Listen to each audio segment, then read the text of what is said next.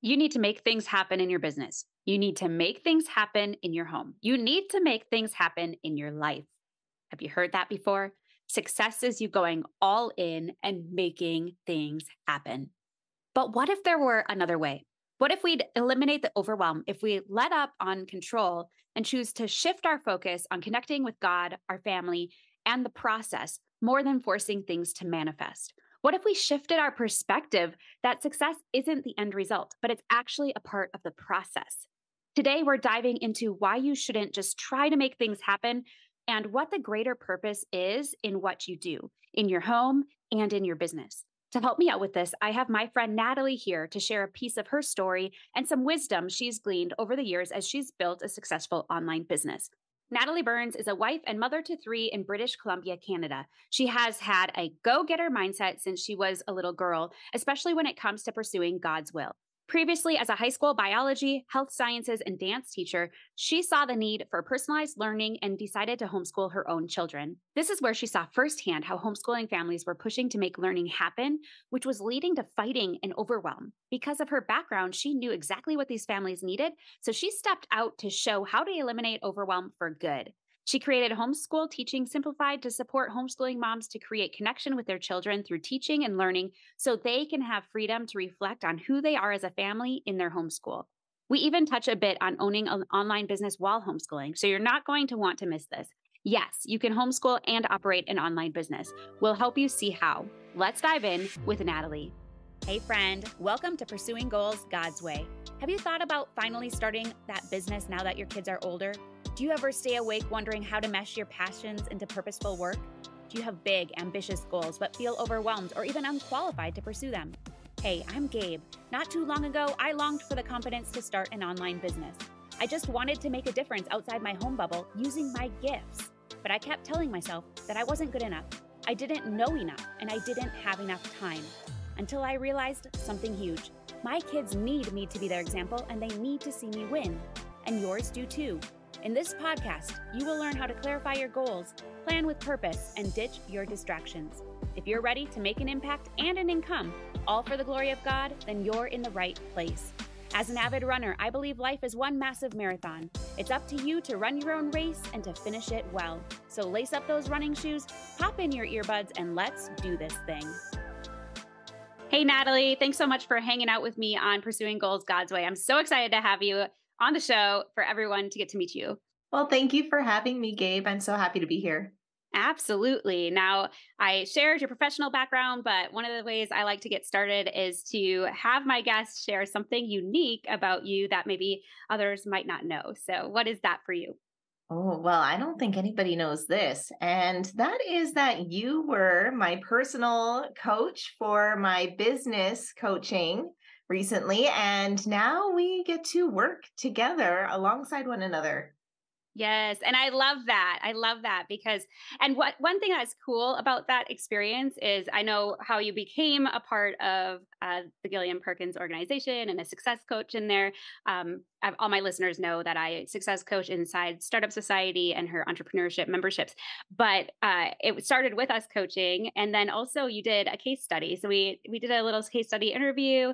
I created a video, and Gillian was like, "I think we need our audience a team," and I was like, "Yes," because behind the scenes, you may not have known this, but I was kind of pushing like, we need another coach in here so I don't burn out. We need another. And I had you on my foresight for like the whole time. So it was really cool how it all came together. And now we get to work together and collaborate and network. And it's so fun.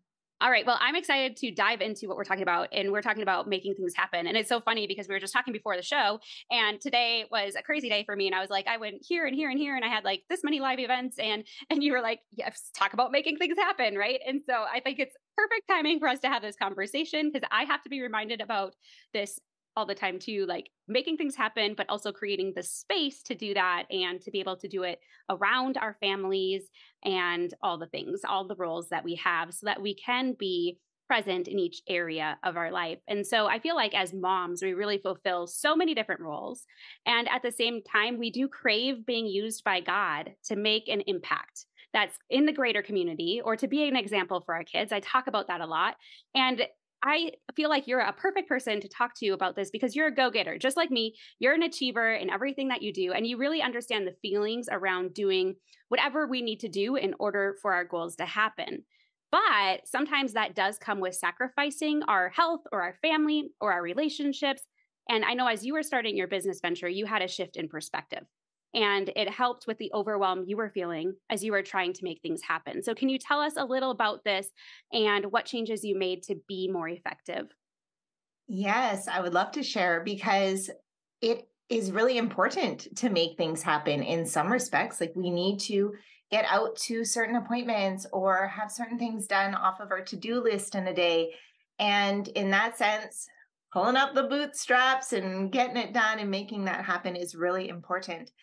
But when it starts to become harmful is when we try to make something happen that isn't actually our role to make happen. And I learned this lesson in kind of a hard and complicated way. So I'll share that with you real quick. You may not know this about me, but I actually, when I was 25 years old, I had heart failure and was diagnosed with lupus at that time. And when I asked the doctor, what would this mean for starting a family? He said, well, these drugs will only make you sort of infertile. I thought, what? Like, that's not going to work for me. So I set out to make it happen, make healing happen. And I really needed my body to come into alignment. So I found a great, well rounded team, and we set out to make changes. And we did a great job. I was off of forever heart medications within like 9 months. And we had our first child, Brooklyn, and then our second child, Caleb. And then just a few weeks after he was born, I was rear-ended in a car accident, blew up like the blueberry girl in Willy Wonka in the chocolate factory.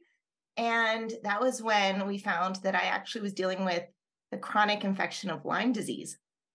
So that was just another big thing. And I thought, you know what? I can do this. I can make this happen. We can bring my body into alignment. And I worked really, really hard for a solid year and got my brain to a space where I could think clearly again. And combined with a deliverance event, praise God, I've been symptom free from lupus and Lyme disease since 2018 now.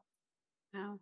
Yeah, so that was really great. And we decided that we'd have another child. So then we had Emmett, and we moved out to start a homestead. And we were working so hard, and things went downhill really fast. And by the time Emmett was 2, he was so sick. We were exhausted. We just thought we were working so hard. So no wonder. But we ended up taking him into Children's Hospital. And that's when we found that he had a brain tumor. And so I looked at my life and I thought, okay, well, we were able to make healing happen in my life. We're going to apply this to Emmett. Here we go. Like, let's get going. And I did have the encouragement that in that moment when when the doctor told me about that I felt God speak to my heart that this was going to be for his glory and that this wasn't going to be a forever thing. And I felt really encouraged that this was the path to take to pursue healing for Emmett on this earth.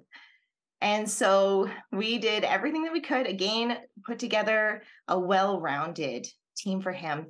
And we saw big changes happening. We saw the tumor reduced by 33%. I don't know if you remember that, Gabe. Mhm. And that was when I think we first met. And that was so exciting. But then he took a turn for the worst. And over this last winter, we were really scared. And I was not sure if he was even going to make it. And that was when God spoke to my heart through some really wise counsel that healing does not happen from without.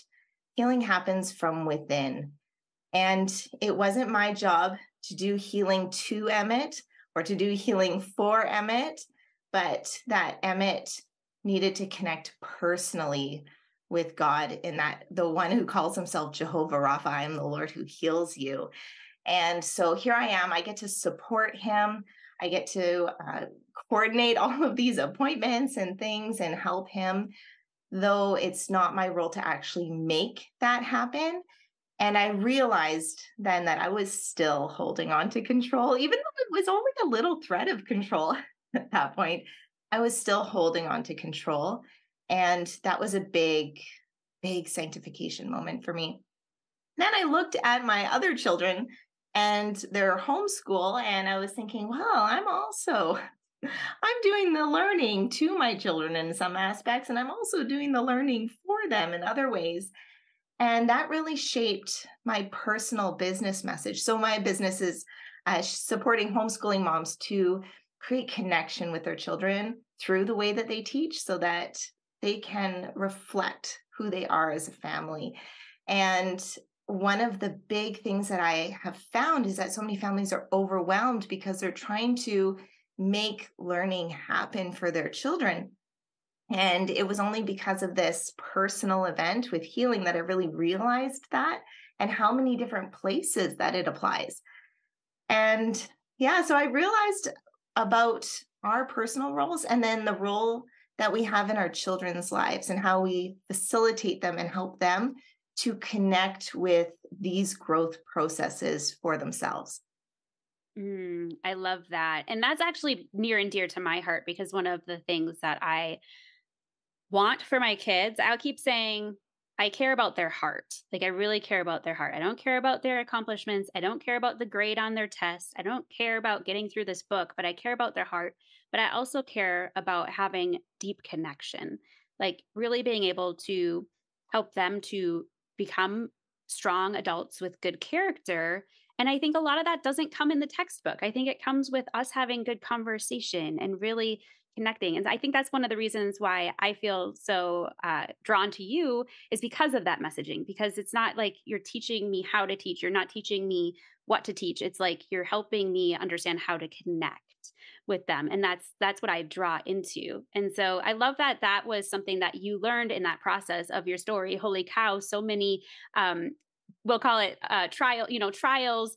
And I call it, like, in my first book or my second book is called Victory Run. So turning trials into triumphs. And that's what you've had, like lots of different victory runs, but a lot that you probably have had to process through and figure out. And that overwhelm really is real. And so what I'd love to hear too about this is, I'm sure when you started, or before all these medical trials and different things happened, maybe you thought success was a certain thing. I want to know maybe what you thought then, and then what does it look like for you today? Is it different now than what it was before? Oh, yes. Well, I was looking up the definition of success not long ago, and the Oxford Dictionary defines it as having achieved something that you want or have been trying to do or get. And I was thinking about this, and it really hit home to me. No wonder so many of us moms are overwhelmed because we're trying to get what we want. We're trying to get this outcome based mindset, right? We're focusing on the outcome. And there are some things that are outcome based, like you see mud on your floor, you wash it, and then you see it's clean. Oh, I got the outcome. But there are other aspects of life that don't have a set outcome, like learning, for example. There is no end point to learning. We are lifelong learners. So, what does success look like with something like that?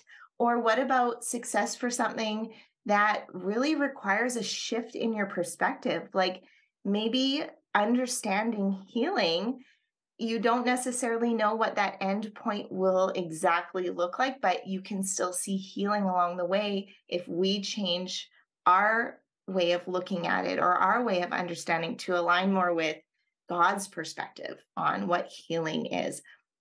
So, what I've come to understand is yes, there is an aspect of success being in the outcome, but success is also in the process. And so every day that you put one foot in front of the other and you move towards that end goal, that is part of being successful. And it really requires flexibility. It requires a lot of shifts. And it requires moments where it may feel like failure when really it is part of the successful process, because we may need to give up on little pieces or little goals along the way to hit that big end goal. But if we make changes in our lives, that may require changes in our decision making in order to keep moving to that far end. So Mm. now I look at it with setting intention for what we're going for and moving towards that, and being open to what that looks like in the process. So good. The flexibility. I remember it's not really a proverb in the Bible, but a proverb is blessed are the flexible, for they'll never be bent out of shape. And I just love that. I kind of remember that when I'm going here and there and everywhere or feeling that overwhelm. It's like sometimes that flexibility really matters. And we need to be willing to maybe take the path to the right when we thought we were supposed to go left or whatnot, and just really trust that process and know that that process is a part of the journey. And it's almost the refinement process, right? And I talk about refinement a lot, like the refiner's fire.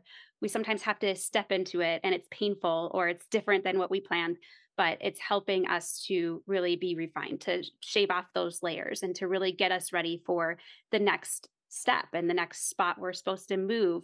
And so that shift in perspective says essentially like, it doesn't have to go exactly as planned. That's how I was. I was a very control freak too. It was like, it's A and then B and then C. And if I have to skip D, I'm going to be bent out of shape, right? It's linear, right? But it's not always linear. And so that shift in perspective matters a Mhm. lot. And one thing I'm thinking about is did you has there been a time where you felt kind of the comparison game or anything where you see success like this, but then you see others maybe walking, it looks like their walk is a little bit easier or their path is a little bit easier. And did you get caught up in that at all? Did it feed the overwhelm or what was that like for you? Ooh, that's a really interesting thought.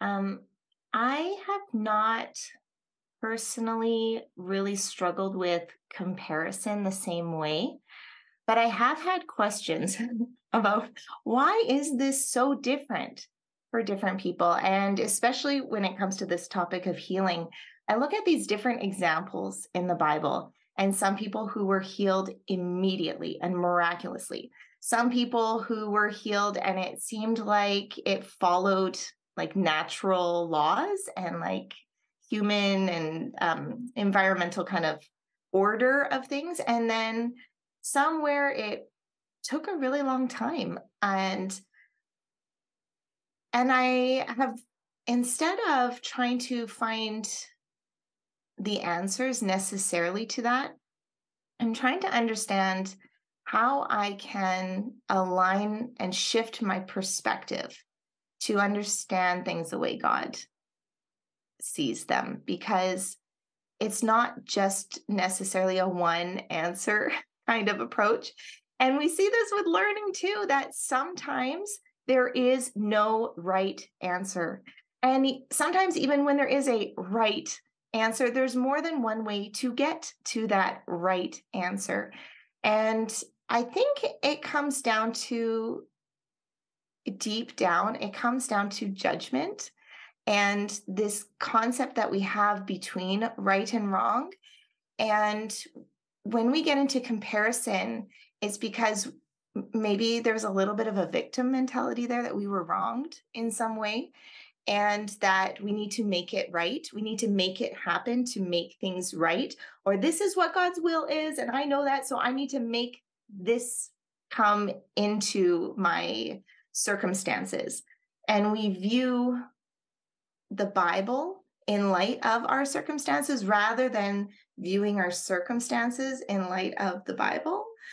And I think that as we understand spiritually a little bit deeper and understand God as a just judge, we can then let go of the need to define right and wrong, and we start to see a little bit more of a grayscale. Now, I'm still saying that in the Bible we have clearly laid out uh, definitions of what God has commanded for us and what sin is.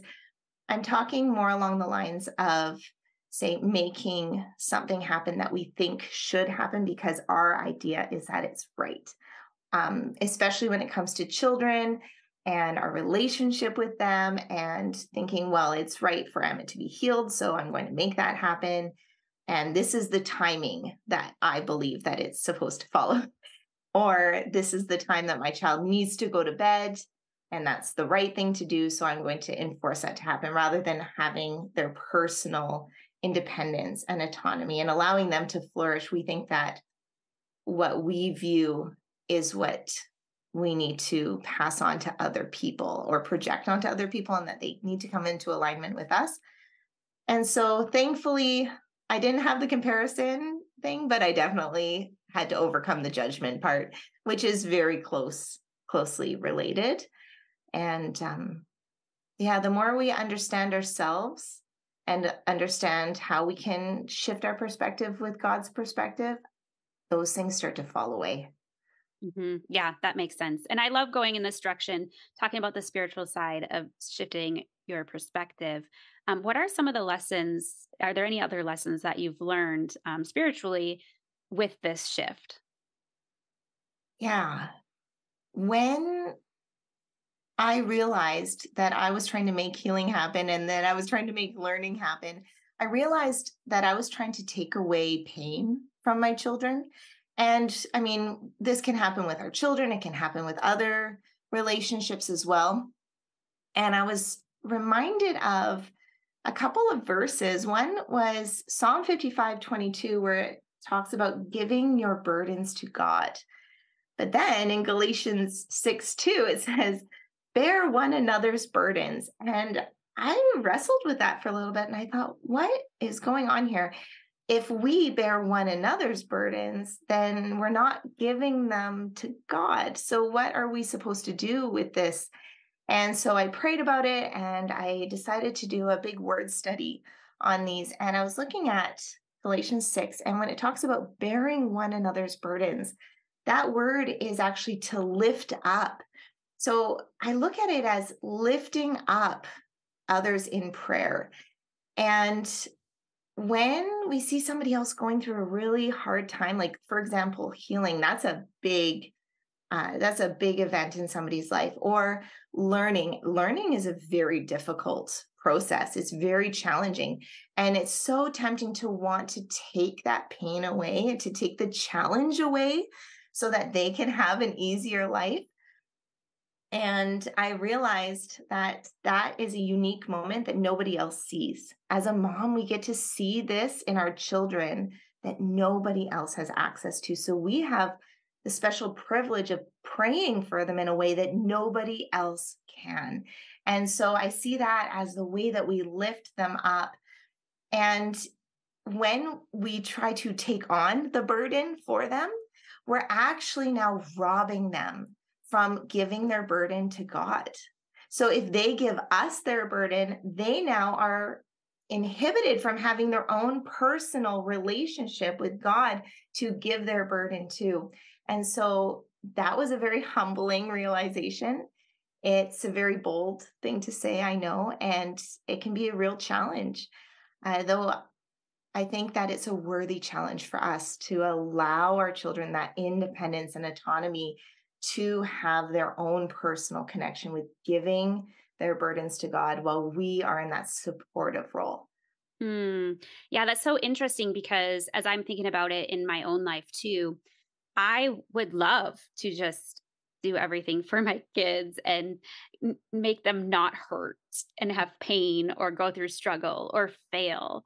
But then I look at it and go, if I do that for them, then when they grow older, they won't know how to do it themselves or how to rely on God and to lift their burdens to Him.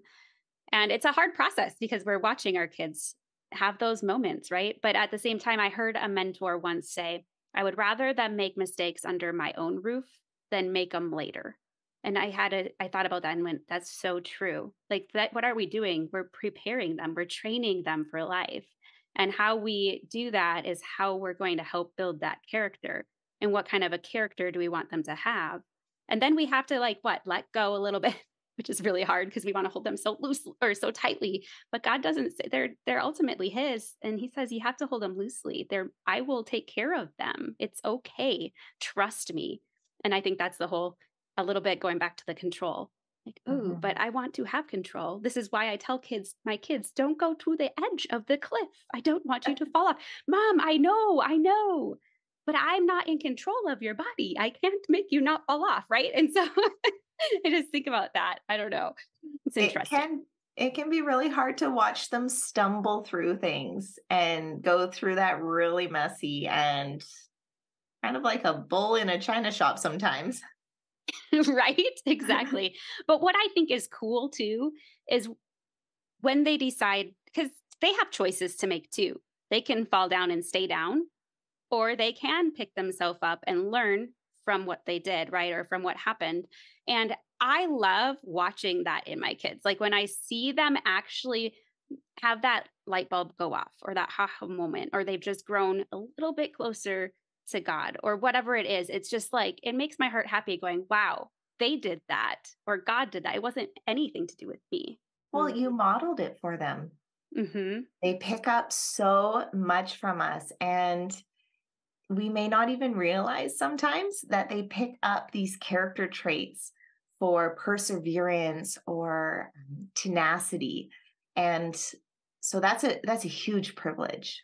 Mhm. Oh yeah, for sure. So good, so good. Now I know I could talk about this all day long, but I do want to have some uh, kind of actionable steps for listeners. So, how does my listener start making this perspective shift in her own life? Can you give me a practical step or two for her to get going with this? Yeah. The thing that made the biggest difference in my life was resting a little bit more, having more quiet time with God, and making that a little bit more intentional. So, really taking time to meditate. So, I found the most helpful time was first thing in the morning, because when I could align my heart, my thoughts with God's heart, and to really understand the way that He would view the day, that He would hear things coming through and see things and process things, that allows me to set the tone in the home. And so that would be my encouragement, is to really take that time, that alone time with God, because it's not about trying to make things happen through the day. It's about aligning ourselves and understanding who we are so that that can come forth throughout the day. So when we really know ourselves and who we were created to be, we can start to see in what ways are we kind of blocked from deeper connection with God. And so, for example, if maybe we identify something like, oh, I'm trying to make all this happen in my life, is that really the root of it? No, the root was the judgment aspect that I was dealing with. So, really digging into that judgment, and in what ways was I kind of growing up in a situation where I was led to understand that was the way to view the world. And now, how can I align with the way that God has instructed me to interact with others and interact with the world? So, meditating on that, journaling that, there you could take some time in and free write. If I change just one thing, dot dot dot, and see where that takes you, and then to see where this taking stock, taking inventory leads with your relationships. So we talked a lot about children and relationships with children or others, and in what ways are we perhaps maybe micromanaging areas that we don't need to be? So considering in what ways that our role is sort of leaking into their lives, and where we can pull back and allow them to have that autonomy to grow in those inner sort of sanctifying ways, thinking and understanding the world and interacting with the world. And then in what ways we can support them and make things like appointments happen for them, or help them get to school and get out the door and things like that. Um, so I think understanding what sort of false belief systems block us from really shining forth is the key, because as soon as you can identify those, then you can start to chip those away, and then you can really shine forth who you are and your inner sense of being to the world, and find healing, like emotional and spiritual healing in those ways. Now, I told you that in 2018, I had complete physical healing and deliverance. And then over this past year or two has been incredible in terms of emotional and spiritual healing. And I know that I'm not more loved than anybody else. And so if this is for me, then this is for you too. And so uh, it's not about making it happen. It's really about allowing this to happen. What a great call to action to end this on.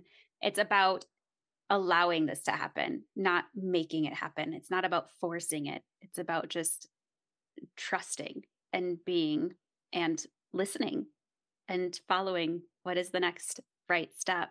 So I know this question kind of comes out of left field, but my podcast is all about making an impact and an income. So a lot about like starting an online business or a ministry or whatever it is, the calling on our hearts. And I know a lot of most of my listeners are moms, and so some of them do homeschool, and or like me, I've always worked alongside homeschooling. And I know a lot of people are like, I don't know how you do that. I could never homeschool. Like, it's so you gotta throw traditional schooling out of the window in order to understand what homeschool means. But I know you also homeschool alongside running an online business. So I would love to hear kind of what your thoughts are on that and how it's worked for you. Like, can we do both and still have that space with, you know, like we were talking about not having the overwhelm and whatnot? Can we have that space and be able to do both? Yeah, the thing that allowed me to do both, because I tried to make it happen at first, and trying to make that happen did not happen. Because one, to allow margin in your life, to, we talked about before, creating white space, creating rest time. So giving yourself margin, because maybe everybody will be sick for a day, maybe everybody will be sick for a week. What do you do then? You can't have everything meticulously mapped out. You have to have that room for flexibility. So beginning with the end in mind, and then keeping a flexible roadmap in the middle is the it's the only way that I've seen work to do this. And not having expectations for how it has to happen or how it should happen, because shame is not helpful in this case. And expectations often lead to disappointment. So instead, to kind of spin that to that anticipation of what can be done and what intentions are for the day, the year, the entire educational development of our children, and really being open to what the timing looks like, how that shifts, how that changes. And yeah, it's a balance between being organized enough that it is something that actually gets done, and then also going with the flow for the incredible amount of changes and shifts along the way. Because as we change and shift personally, then what we do needs to shift. So you talked about earlier, A, then B, then C. Well, what if after A now you see B differently? What if you need to go around in a different way and go straight to C? So being open to that, and being open to what the timing looks like when you fit things in. For a little while, I was concerned that I wasn't consistently doing things little bit at a time, because I have a little bit of a Costco mindset where I like to do things in big chunks at a time. So I'll work on one aspect, and then I'll put that away for a while, and then I'll do the next big chunk. And that actually works really well for me. So I tried to change what I like, and I just want to teach how I want. So I am all for empowering other moms to teach how they want, what works for you, what works for your family. Find in what way you can come in harmony with each other, and do that, because as soon as you try to put expectation of what you should be doing, it's not going to work. Oh, yeah, I have been there. I've been like, okay, we're going to be the traditional homeschool family, whatever that is. And we're going to do it this way and it's going to be rigid and we're going to have a schedule. Yeah, that doesn't work for us either. And so I've had to learn that along the way and we've made a lot of changes that way. But what I also love is because you're teaching, teach how you want, but also that deep connection. And even if your kids are not homeschooled and they're in traditional school, you are still their main teacher. You are still building that connection. And it's all about like, how do I ask these questions to get deeper and all that? And I know that's what you do. And so even if someone isn't homeschooling, but they feel that draw, like I need that connection, I need that community. I feel like they can learn from you, Natalie. And so I know you do have a free workshop for moms to attend. Can you tell me a little bit about it and then where to find it? Yes, I would love to have you join us at the free workshop. It is called 3 Secrets to Revamp Your Homeschool Approach and Unlock Deeper Connection with Your Child. I love it. Very good. And tell us a little bit about how listeners can connect with you, because I'm sure they are going to want to after our conversation. Yes, well, you can find me over at homeschoolteachingsimplified.com. And if you'd like the link for the free workshop, that's at homeschoolteachingsimplified.com/free workshop. And you can also find me on YouTube. I give weekly videos on YouTube, and you can use those for homeschool support or for after school homework help, as well as a little bit more of background on Instagram. Again, at Homeschool Teaching Simplified. Perfect. Well, Natalie, this was such a fun conversation. I could talk to you all day long. We might have to have another conversation later on, but thank you so much for hanging out with us today. Thank you for having me, Gabe. Thank you so much for joining me today. I had a great time and I hope you did too. Before we go, though, make sure you follow the podcast on your favorite listening platform if you haven't already. If you resonate with this episode, please consider leaving a review on iTunes or share it with a friend, as this helps grow the podcast. Also, if you're not a part of Simplicity and Motherhood, consider joining us. It's a free online community built to provide support and encouragement so you can create balance and live intentionally as you go after your biggest goals, God's way.